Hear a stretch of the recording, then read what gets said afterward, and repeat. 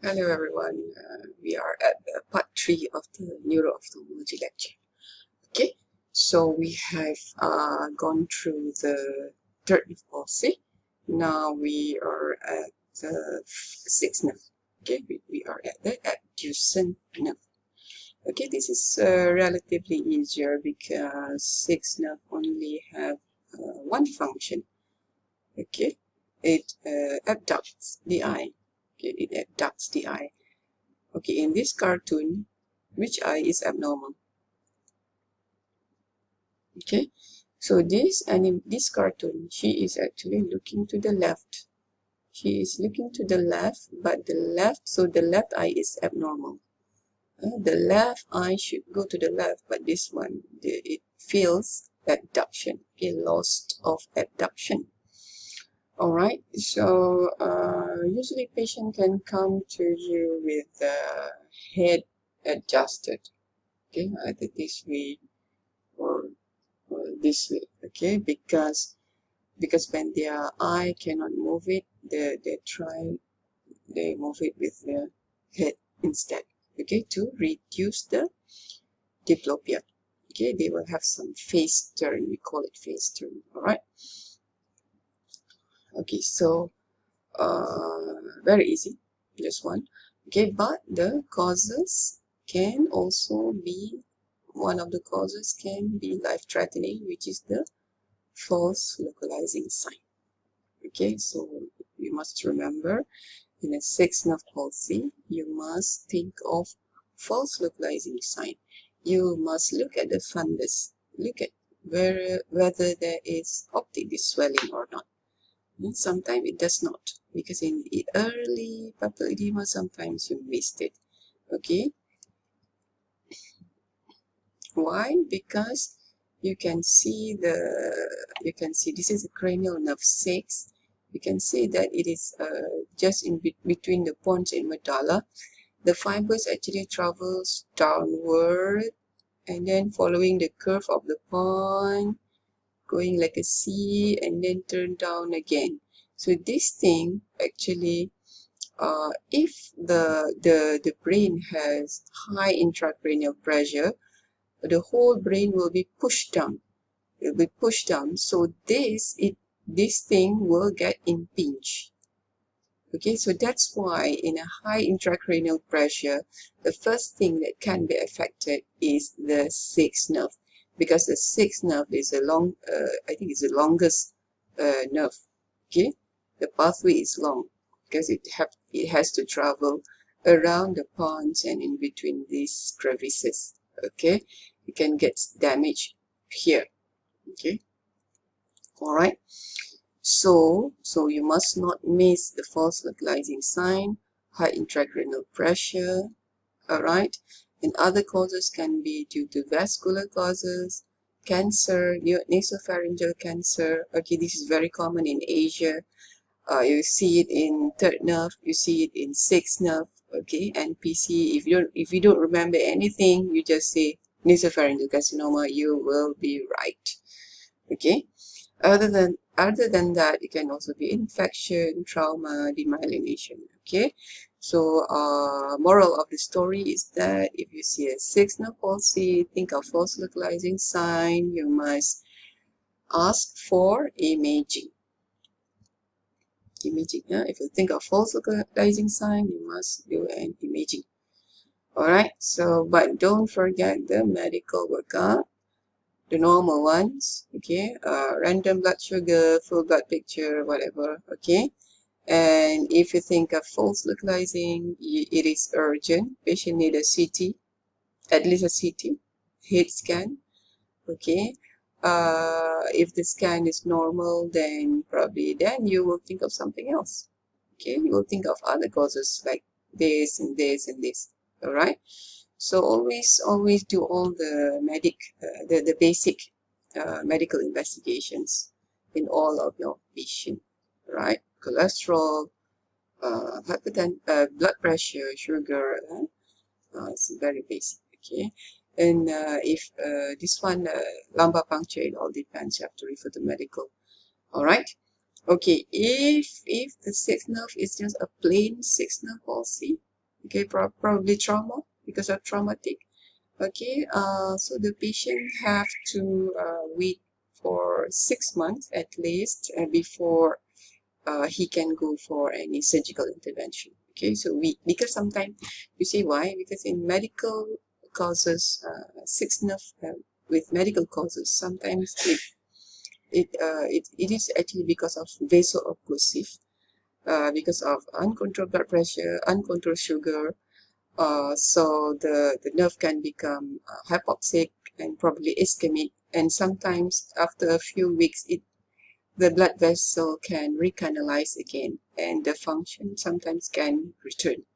Okay, it's actually not a true paralysis, it's probably just a neuropraxia. Okay, so sometimes if it's because of uncontrolled sugar, uncontrolled blood pressure, sometimes the function can return again. Same goes with third nerve palsy just now. Okay, in the medical causes. Okay, in surgical causes, it's usually depends how bad it is. All right. If you see a sixth nerve in children, of course, children needs earlier operation. You don't have to wait 6 months. Okay, definitely straight refer them to the ophthalmologist. All right. So now we go on to the fourth nerve. Fourth nerve, which is the trochlear nerve. It supplies the superior oblique. It is a bit rare. Third and sixth is most common. Fourth nerve, it supplies the superior oblique. In a complete paralysis, it causes vertical diplopia. Vertical diplopia means diplopia that involves in vertical plane. So patient will have difficulty going down the stairs, going up the stairs, especially going down the stairs, okay, because they will see double when they look down. Okay, and usually because of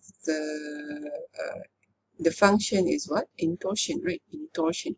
So in order to reduce the diplopia, the patient will tilt their head, okay, depends on which side, okay, to reduce the diplopia. Okay, while in sixth nerve just now, because it's a horizontal plane, the patient will turn sideways to reduce the diplopia. Okay, I hope you understand. Okay, it is even though it's not common, but in a close head trauma, for example, a blunt trauma to the head, it can cause isolated fourth nerve palsy. Okay, other causes can be because of small vessel diseases such as hypertension and diabetes. This one is the same like in medical sixth nerve palsy just now, medical causes. Okay, these are all the same. All right. Okay, so fourth cranial nerve, difficulty in down gaze, the head, and may tilt the head toward the opposite shoulder to minimize the diplopia. Okay, it's either this way or this way. Okay, when patient talk to you like that, either they have pain in the neck, problem in the neck, or the problem in the eye. Please remember that. Okay, all right. In children, most likely it's congenital. Okay, and children, you need to refer early because you want to avoid risk of amblyopia. Okay, and last but not least, third, fourth, sixth, all this. Last but not least, you must not forget the atypical neuromotility disorders, which is myasthenia gravis, ocular myasthenia. It is a chronic autoimmune condition that interferes with the neuromuscular junction of the skeletal muscle. Okay, remember the eye, rectus muscle, they are also skeletal muscle. Okay, so they can be involved in myasthenia gravis. Okay, so half of the time patient can present with ptosis, diplopia, all right. However, the symptom is very peculiar.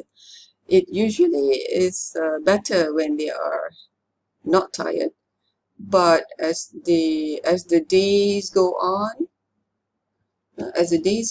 depends on how bad it is. Uh, for example, if they have ptosis, the ptosis will be worse in the evening, or the diplopia will be worse after they read for too long, or diplopia is worse after waiting for too long in the clinic. Okay, it is very very you once you see it, you will remember. Okay, you know, in the eye clinic, patient comes at probably 9 o'clock, see you first, and then you see, hey, there's a little bit of ptosis. And then when patient comes back to you after 1 hour, 2 hours, then you see, hey, the ptosis is more. Okay, so then you say, hey, something is not right. Okay, so please remember myasthenia gravis, at least, okay, in ocular myasthenia, usually the symptom only involves the ocular muscles. But it can also be systemic myasthenia. Okay, it can also involve the respiratory muscle, the skeletal muscle. Respiratory muscle is also a skeletal muscle. Okay, so patient, you don't know which patient actually have ocular myasthenia or which patient have systemic myasthenia until the patient collapses in front of you. Okay, so if you have a patient with ocular myasthenia, you must think of systemic, you must also think of systemic myasthenia gravis. Okay, because you never know. You must do all the tests. You must do the fatigability testing. Okay, okay, I think we will discuss this in our face-to-face session, how to test the myasthenia gravis. Okay, all right. Okay, I think we will end here, and we will see you in another lecture. Okay, bye bye.